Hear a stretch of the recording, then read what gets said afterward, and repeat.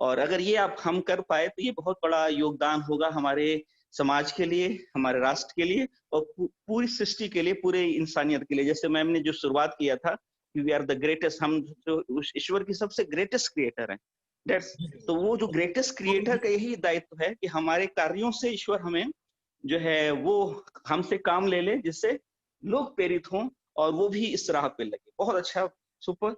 अब जो है आगे हम लोग ये करेंगे, तो हमारे जो पहले एक एक्टिविटीज है, मैं जो है कुलसुम मैम को इनवाइट करूंगा। कुलसुम मैम एक की स्टोरी के साथ फिर आगे का हम लोग कार्यक्रम चालू करेंगे। कुलसुम मैम आप हैं? यस। तो आप जो है नो अपने को आप अनम्यूट कर सकती हैं, और आप अनम्यूट कर सकती हैं अपने को। Okay okay yes, sir. हाँ okay. Good morning to all हाँ ऑफ यू। हाँ, गुड मॉर्निंग, गुड मॉर्निंग। और आज सबसे पहले तो मैं अपना इंट्रोडक्शन लेना चाहती हूँ। मेरा नाम कुलसुम सिद्दीकी है और मैं क्लास 12th की स्टूडेंट हूँ। मुझे वेस्टीज बिजनेस में आए हुए 2 मंथ्स हो चुके हैं और मेरा जो परसेंटेज लेवल है वो अभी 8% है। मेरा जो नेक्स्ट विजन है कि मैं 10% का लेवल क्वालिफाई करूँ, उसके बाद इंशाल्लाह मैं ब्रॉन्ज डायरेक्टर की तैयारी करूँगी। तो आज जैसे कि अकबर सर मुझे रोज अपॉर्चुनिटी देते हैं कि मैं एक स्टोरी प्रेजेंट करूं, और मैं पूरी कोशिश करती हूँ कि मैं एक ऐसा स्टोरी प्रेजेंट करूं जिससे जो कि बहुत ही इंस्पिरेशनल हो, बहुत ही मोटिवेशनल हो, जिससे हम कुछ सीखें। तो आज जो स्टोरी है वो एक फादर और एक सन की स्टोरी है। उसमें क्या होता है कि एक जो फादर रहता है, मतलब जो एक आदमी रहता है, वो मूर्तिकार रहता है। और वो क्या रहता है, मूर्तिकार जब रहता है तो उसका वो मूर्ति बनाता है, काफी अच्छी मूर्ति बनाता है, और उस जो मूर्ति बनाता है उससे काफी अच्छी उसको इनकम आती है, इनकम काफी अच्छी आने लगती है। और हमेशा वो मूर्ति बनाता है, उसका प्रोफेशन ही ये रहता है कि वो मूर्ति बनाता है। उसका कुछ दिन बाद एक बेटा पैदा होता है, और जो बेटा रहता है वो थोड़ा बड़ा हो जाता है। जब बड़ा होता है तो बेटा शुरू से ही, बेटे की भी आदत पड़ जाती है कि वो मूर्ति बनाना शुरू कर देता है। अब वो अपने पापा को देखता है मूर्ति बनाते हुए, वो खुद भी बनाता है। कुछ दिन बाद ऐसा होता है कि वो हमेशा अपनी मूर्ति बनाता है और पापा को दिखाता है अपने, पापा मैंने कैसा किया।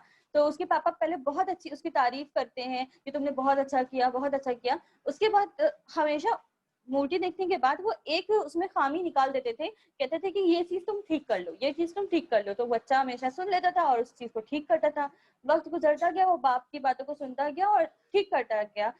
एक वक्त ऐसा भी आया कि उसकी मूर्तियां जो थी वो बिकने लगी, अपने पापा की जो मूर्तियां थी, पापा के रेट की मतलब उसके पापा के रेट से ज्यादा बिकने लगी। तो क्या हुआ कि वो बहुत ही खुश होने लगा कि मेरी तो मूर्तियां ज्यादा बिक रही हैं, मेरे पापा के जो रेट पे की मूर्तियां उनसे भी ज्यादा अच्छे रेट पे बिक रही हैं। तो वो बहुत खुश हो जाता है, उनकी सेलिंग्स बहुत अच्छी होने लगती है उसकी। तो वो फिर उसके पापा हमेशा वो पापा को मूर्ति सबसे पहले दिखाता था, तो फिर अपने पापा को मूर्ति दिखाता है बना के। तो उसके पापा कहते हैं ये सही कर लो, बहुत अच्छी मूर्ति है। तो वो जो बेटा रहता है उसको अब क्या था, अब बुरा लगने लगा पापा की बात का कि पापा हमको टोकते हैं, जबकि मेरी मूर्तियों की तो लोग इनसे ज्यादा प्रशंसा करते हैं, इनसे ज्यादा अच्छा कहते हैं। उसको बुरा लगने लगा। अब लेकिन ना चाहते हुए वो बात को सुनता था और अपनी मूर्तियों में सही करता था। अब एक वक्त ऐसा भी आया कि उसको बर्दाश्त से बाहर होने लगा अपनी पापा की बातें। तो वो क्या कहने लगा कि अब एक दिन उसके पापा ने फिर उसने मूर्ति दिखाई, उसके पापा ने कहा कि ये चीज सही कर लो। तो कहता है कि उसने उसका सबर का जो वो था बांध था वो टूट गया। उसने कहा कि पापा ऐसा है कि आपकी मूर्तियों से ज्यादा लोग मेरी मूर्तियों को पसंद करते हैं, और अब मैं जो है इससे ज्यादा नहीं कर, मतलब वो बोलता आपकी मूर्तियों से ज्यादा लोग मेरी मूर्तियों को पसंद करते हैं, और आपसे हमसे तो खराब आप मूर्ति बनाते हैं, हम तो बहुत अच्छी मूर्ति बनाते हैं। उसके अंदर ये ईगो आ जाता है, ये चीज आ जाती है उसके माइंड में।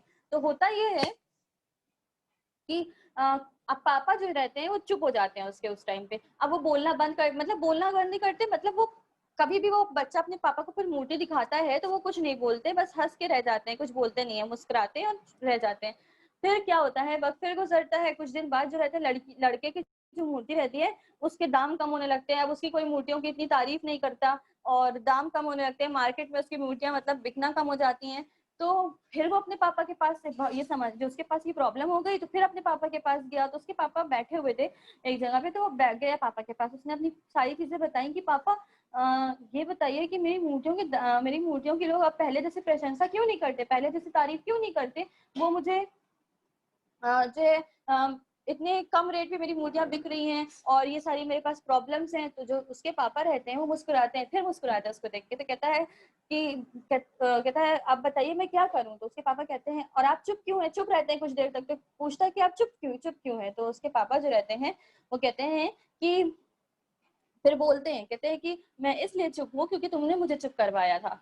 और वो कहता है कि नहीं, मुझे मुझे बताइए इसका जो सोल्यूशन है वो क्या है। तो वो बोलते हैं कि सबसे पहले तो तो कहता है कि आपको पहले से पता था कि ये सब होने वाला है। लड़का पहले पूछता है, लड़का समझ जाता है उनकी चुप्पी को देख के, तो पूछता है आपको पता था पहले कि ये सब होने वाला है। तो उसके पापा बोलते हैं कि हाँ, मुझे पता था कि ये सब होने वाला है क्योंकि मेरे साथ ये हो चुका है। और जो लड़का रहता है वो थोड़ा चुप हो जाता है, फिर वो बोलता है अच्छा बताइए कि हम इसको कैसे सही करें इस प्रॉब्लम को। तो वो कहते हैं कि पहले क्या था कि तुम जब अपनी मूर्तियां बनाते थे और मैं कमी निकालता था तुम्हारी मूर्तियों में, तो तब तुम्हारे अंदर वो एक जिज्ञासा थी कि तुम उसको और सही करो, और बेहतर करो, और बेहतर करो, अपना बेस्ट करो।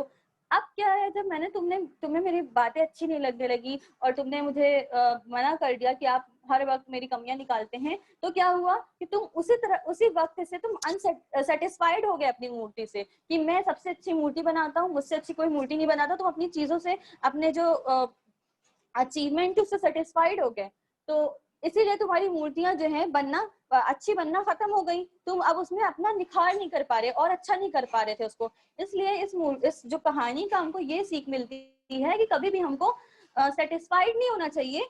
हाँ, खुश होना चाहिए अपनी अचीवमेंट पे, लेकिन सेटिस्फाइड नहीं होना चाहिए, हमेशा अनसेटिस्फाई होना चाहिए। जो भी हम काम, जो भी गोल अचीव करना चाहते हैं उसके लिए हमेशा हमको अनसेटिस्फाई होना चाहिए, ताकि हम अपना बेस्ट दे सकें। क्योंकि हम अनसेटिस्फाइड रहेंगे तो हम उसमें हमेशा आगे की सोच सकेंगे, हमको और क्या करना है, और अच्छा क्या करना है इसके अंदर, और अच्छा क्या करना है। तो इस कहानी से हमको यही सीख मिलती है कि हमेशा अनसेटिस्फाइड रहना चाहिए, और अपनी जो चीजें हैं, अपनी जो गोल है, उनके लिए हमको मतलब एक भूख होनी चाहिए उनको अचीव करने के लिए।